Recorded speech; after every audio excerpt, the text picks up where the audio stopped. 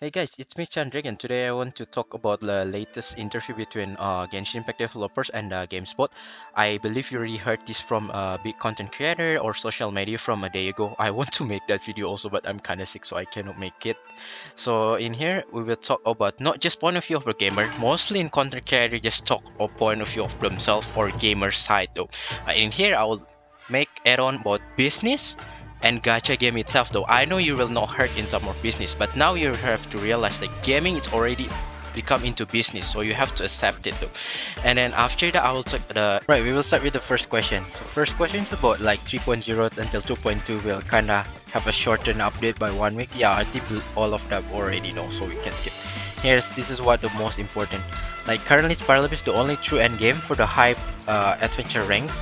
And is there any in the plans in the future for them to bring this permanent content like Spiral Beast? They say like Spiral Beast is the most effective way to bring a player to test their party composition and combat strength, which is I agree. True. If we design another type of permanent endgame that is similar to the Spiral Beast, it might end up creating excessive anxiety for the players. This is the keyword. It might end up creating anxiety for the players.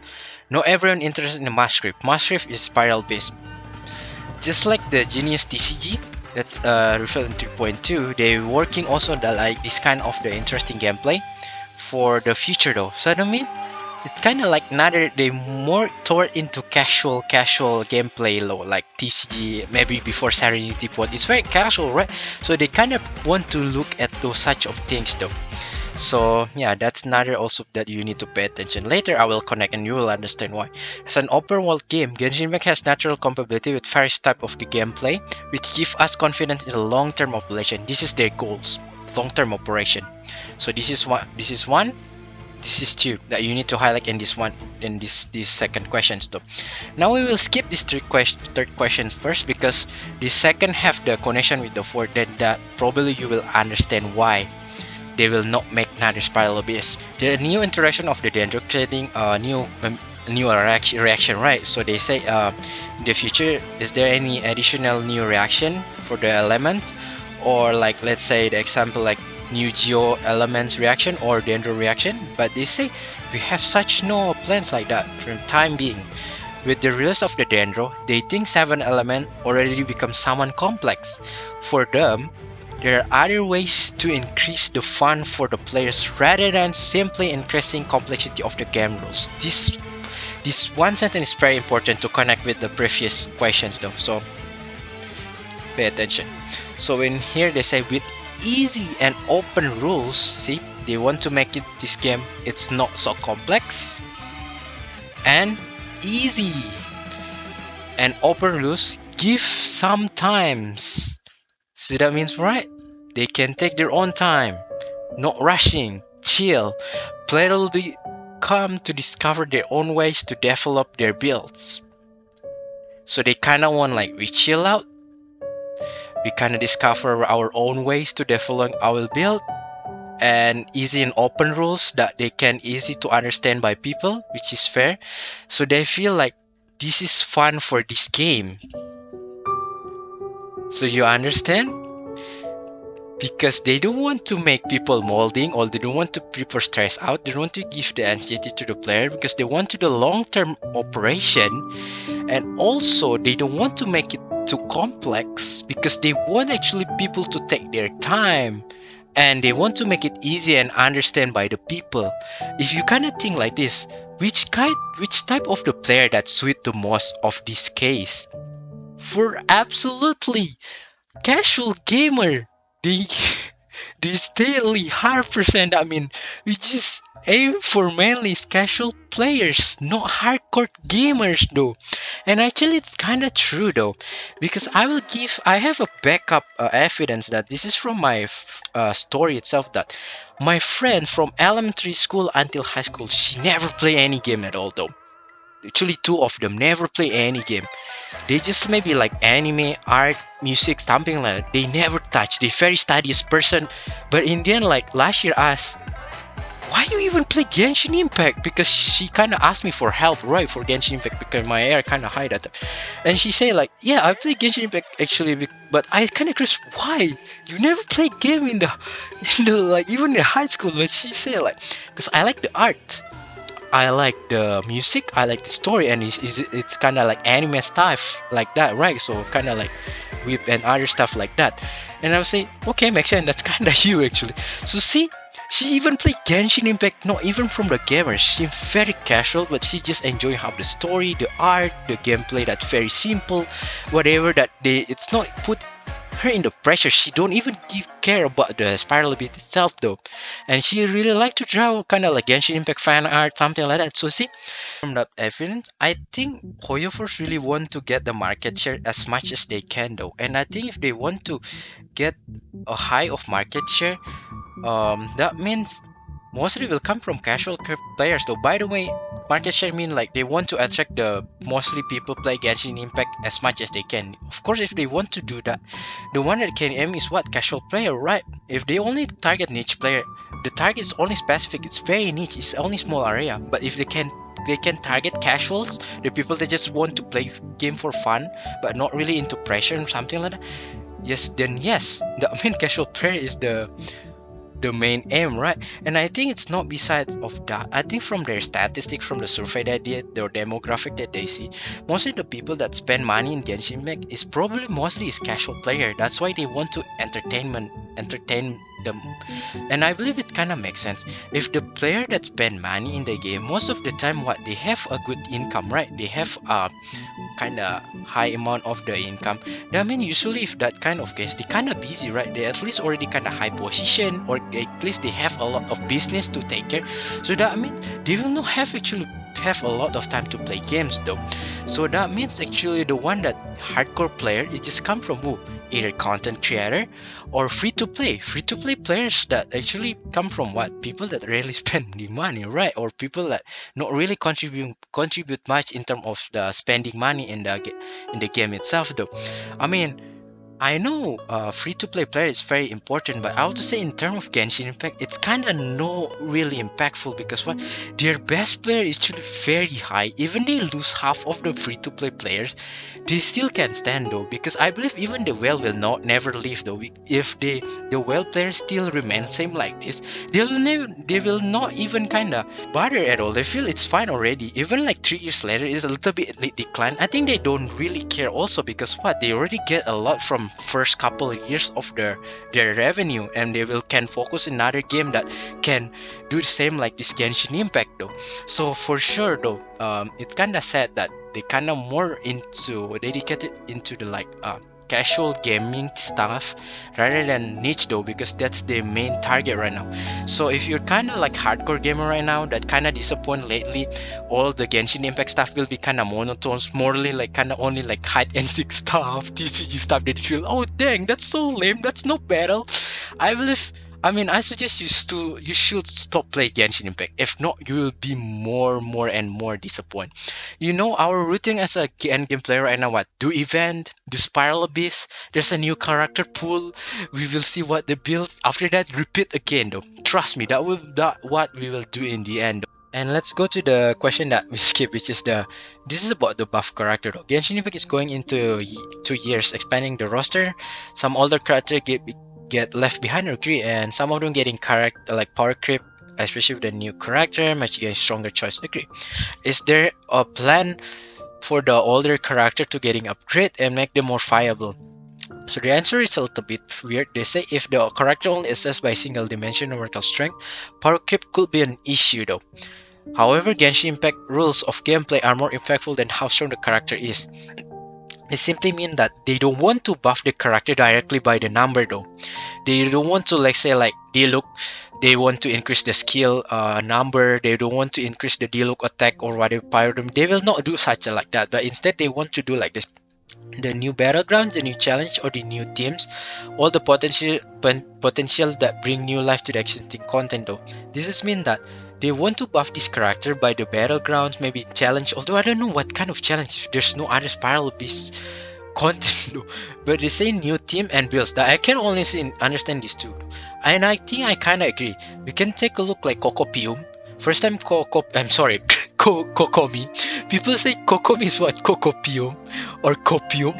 Kokomi is so bad, and even Yoimiya. But time to time, see, Kokomi is especially become better and better because what? There's a new build like Clam, more build that can suit like more variation, more team like character that can support her, new Dendro element that comes, so she become more viable and better. So I think that's how Hoyoverse will be kind of buff the old character by doing such odd things, which is I think it's fair. Although I'm still sad some of the character that I think is too weak in terms of number, they need to buff a little by number, but it is what it is.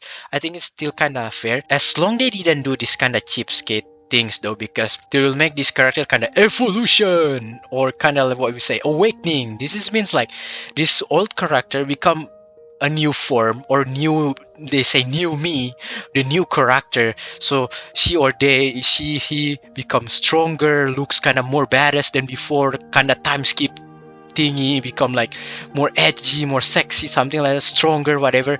And the way you get rid is what? Another gacha or another like spending money. So that is kind of cheap way though. That means it's not helping, that's not a buff though. That's just like you make another new character though.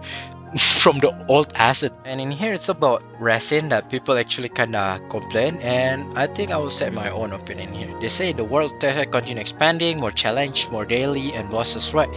There is a chance we can see increase in original resin cap, quicker regeneration, allow player to take more challenge each day. And they say domain bosses and land are more important farm character to get the reward expansion like that. But they say meanwhile this character, this kind of like type of the reward they will get from the event, which is yeah, kind of agree. And I would say in here that yeah, I agree, if we can get more resin, we can get more reward, and we can get like more farming for the artifact, something like that though. Yeah, for me, you say if it's problem, then I think it's fair. But for me, increased resin or the regeneration rate will not helpful, because my main concern in spending resin is what? Is the artifact. And the artifact system is piece of garbage though. I hate it so much. This is the worst enhancement system ever. That I would to say what? I spent, I don't know, 1,000 of resin, 2,000 resin for Emblem Sapphire Fate. My Raiden Shogun not even touch 50% of the crit rate, because what? The shitty artifact though. And you know what? I only spent 50 resin in my deep wood artifact from the new Dendro domain. I already get a very good stat from my Lumine though, 60%, 56% with 160% of crit damage. Like, see, what the hell? That's how the RNG play with me, and I hate it so much. For me, instead you give me a bit like higher resin. How about like this? Hoyoverse, just make your daily logins much more worth. Like what? Guaranteed locking system for your enhancement of your substat in the artifact though. At least you can make a better daily login reward, right? What the hell in the Hoyo lab? You just give us food, like what, books and like 60 primo gems. It's not even worth. I think that's what me Hoyo or Hoyo first kinda miss opportunity, and I kinda agree why if people kinda more molding though about the artifact. I will not even deny that's the thing that Hoyo first never listen though. That's why I understand if you kind of want the higher resin or quicker regeneration, but I will honestly say it's not even helpful. It's better just give us kind of new system that we can lock our artifact, so we can get a guaranteed enhancement, so we every time we enhance it can go to whatever what we want though, so it's not like shitty RNG like this. And we can continue. The new player have been lost from the kind of event like summertime on other like Mona first introduction. So is there any way that we can replay again? They say yes, we aware, and they're looking into a solution, so we may able to play back the old event again. Yes, actually I like it, this idea though, because I really miss to replay the Moon Chase Festival. That's actually one of the best event that I want to rewatch for some reason.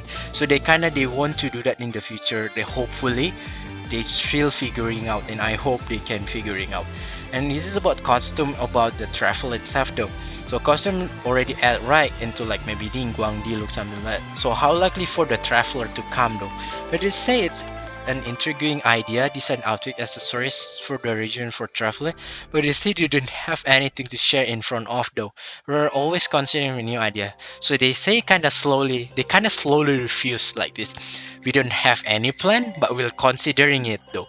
So I think they will do this if they desperate though. They need more money, then they will do this though.